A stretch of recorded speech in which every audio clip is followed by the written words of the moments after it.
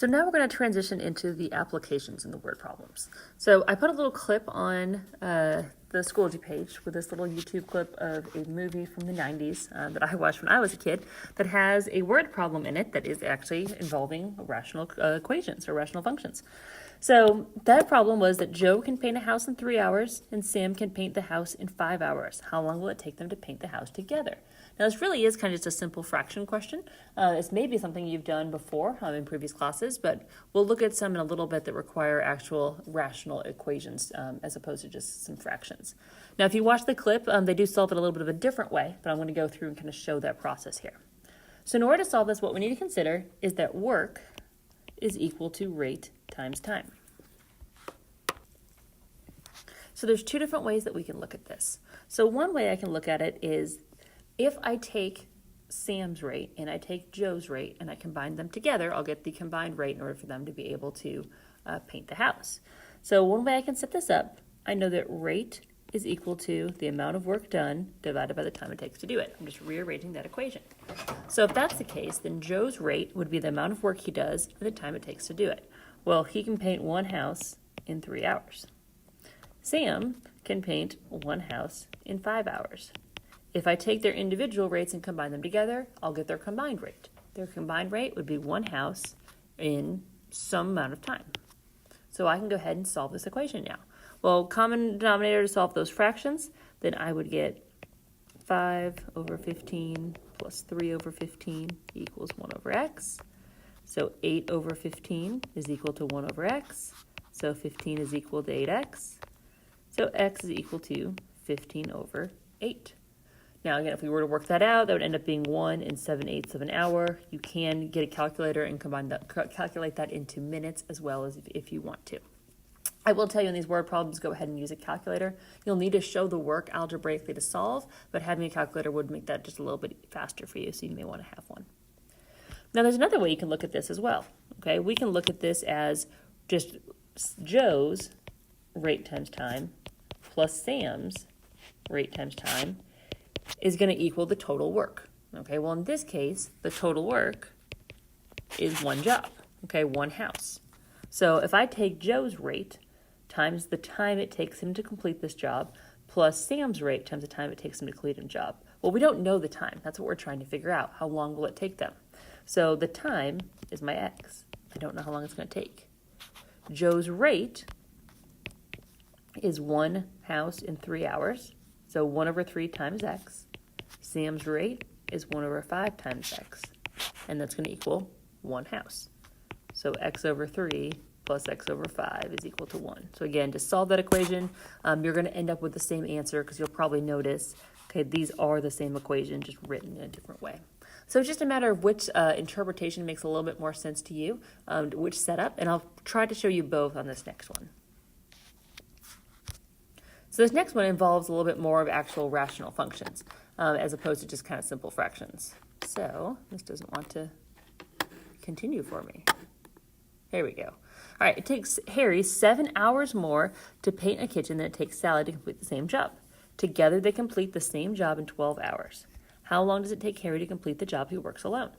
So again, I'm going to do this a couple different ways. I'll do work equals rate times time. So I'm going to take their individual rates combined to equal the combined rate. All right, so rate is going to be work divided by time. So it takes Harry 7 more hours to paint a kitchen than it takes Sally. So I'm going to say that Sally's time, okay, we're going to call that x because we don't know what it is. So that means that Sally can complete one job in x number of hours. Harry then is going to be 1 over x plus 7 because it takes him 7 hours more. Well, when they work together, they can complete that same job, one job, in 12 hours. So that's their combined rate. And now I just need to solve that equation. All right, so again, the solving here is not really the hardest part. The hardest part is the initial setup. So x plus 7 over x times x plus 7 is going to equal 1 over 12. So I've got x squared plus 7x is equal to, that's going to be 2x plus 7. So that's going to be 84 plus 24x. So this is going to be x squared minus 17x minus 84 is equal to 0. That is going to factor. So that is going to factor into x minus 22 and x plus 4. So I get that x equals 22 or x equals negative 4. Now, an x equals negative 4 doesn't make any sense for the problem. So x equals 22. That means that x is Sally's time. So it will take Sally 22 hours. That's a pretty big kitchen. I guess they're painting cabinets too, because painting cabinets takes a while. All right, then Harry is going to take 7 hours more. So 7 hours more than that, he's going to take 29 hours. Oh, I just realized, I apologize, guys. I factored wrong. I did 88 instead of 84. That should be 21. Sorry about that. That's 21. 21 times 4 is 84. So it's going to take Sally 21 hours. It's going to take Harry 21 plus 7, which is 28 hours. All right, now the other way you could set this up, what we could say is, again, Harry, we could take his rate times time. We could add Sally's rate times time. And that's going to equal one total job. So I could set this up as Harry's rate. So Harry's rate is 1 over 7 plus x. Sally's rate is 1 over x. We still don't know what that is. And we multiply it by the time. Well, the time it takes them to complete the job is 12 hours. So multiply this by 12, and that's the equation that I get. So we can solve that equation as well. You're going to end up with the same thing if that's the equation that you decide to solve. All right, so the work and the rate questions is just one type of the rational equations that we're going to look at. So as you can see, there's more on the notes. So sorry, guys. Distance and equals rate times time is another one that's going to come up. So a car travels 500 miles in the same time that a train travels 300 miles. The speed of the car is 30 miles per hour faster than the speed of the train. So what we need to consider here is that distance is equal to rate times time. So let's consider what we know that's the same here. We know that the time is the same.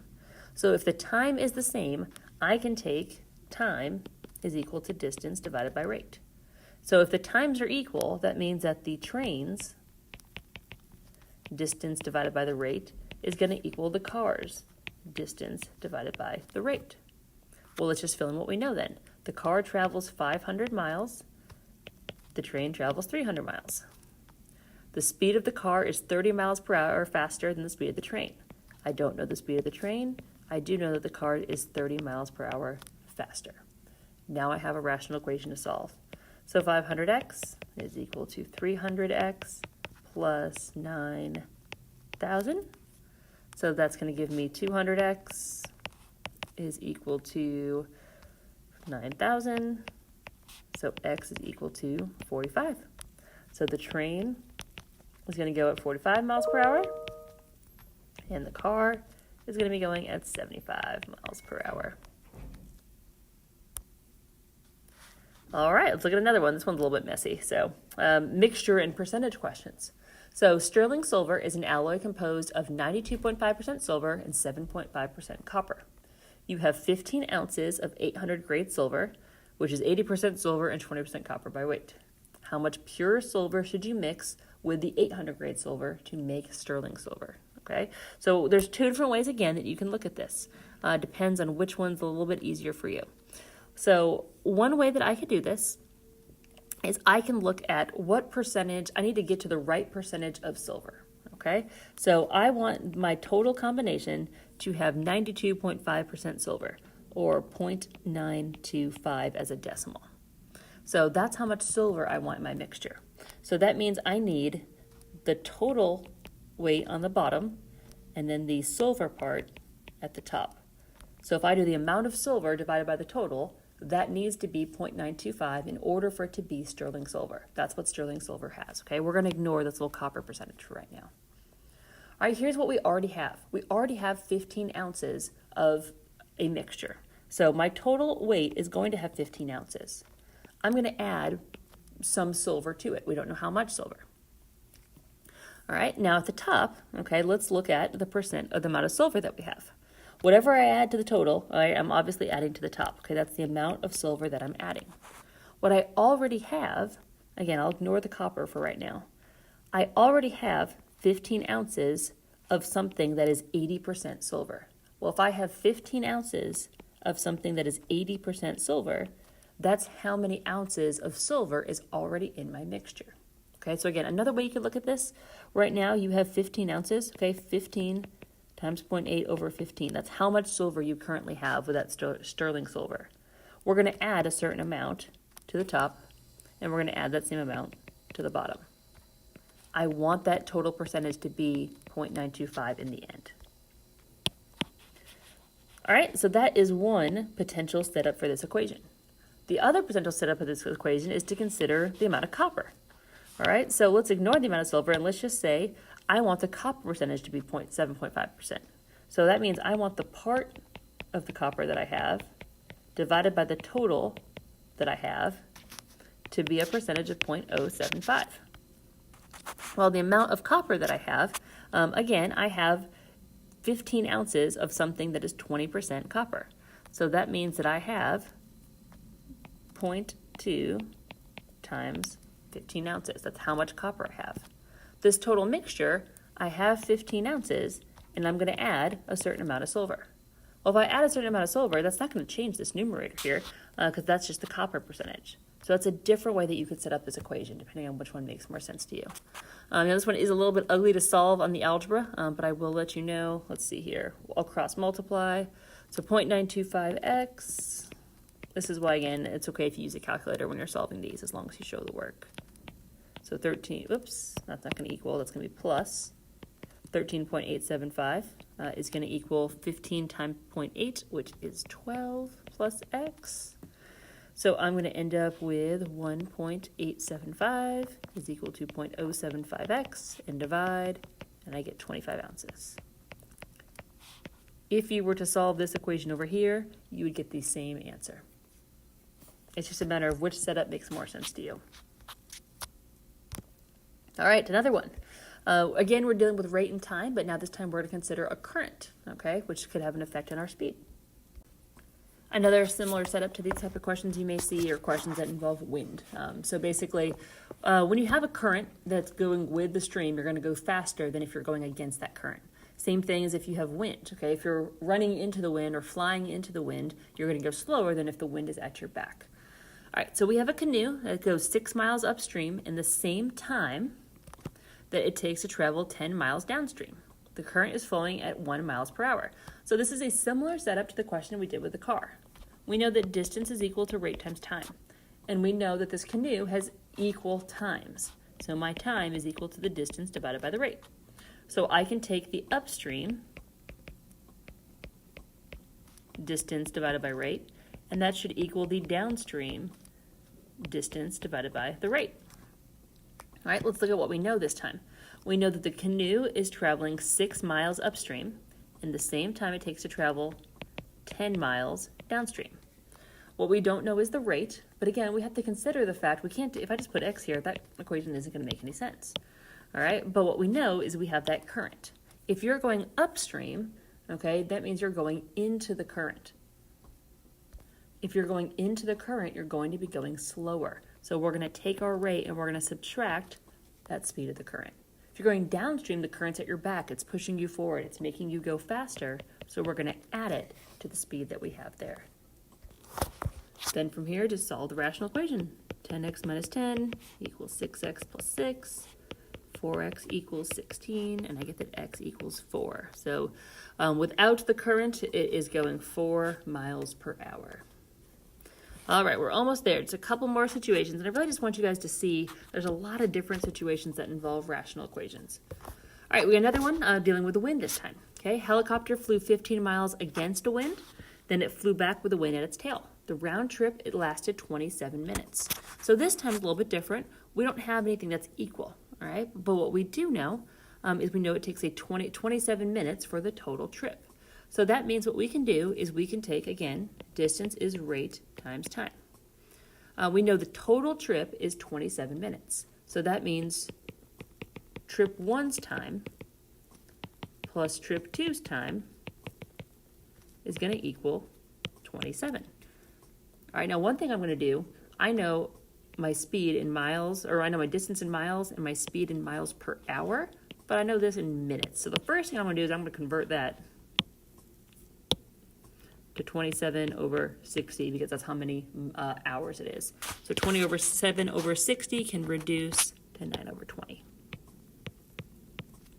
All right, time is going to be distance divided by rate. So trip one's distance over rate. So trip one's distance divided by rate, it flew 15 miles, and then it was against a 25 mile per hour headwind. So if it's against the wind, okay, that means that it's going to be slower.